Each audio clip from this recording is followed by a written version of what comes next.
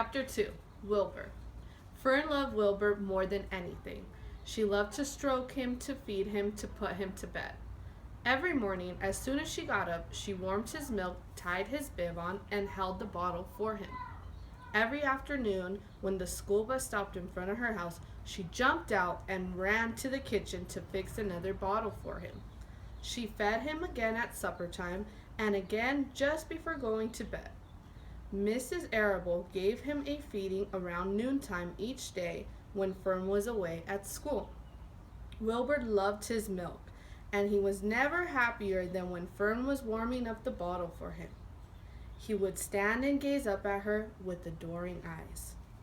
For the first few days of his life, Wilbur was allowed to live in a box near the stove in the kitchen.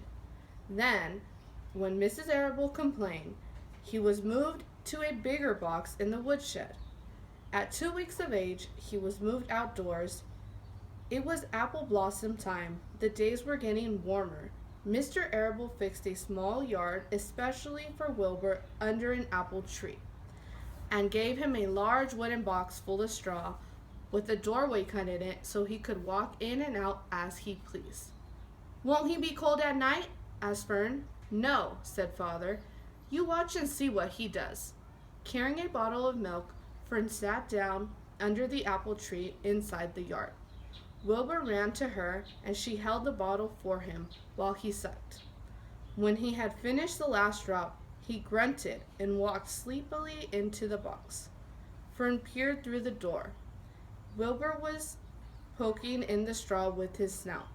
In a short time he had dug a tunnel in the straw.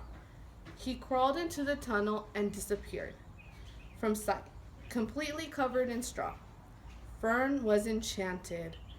It relieved her mind to know that her baby would sleep covered up and would stay warm.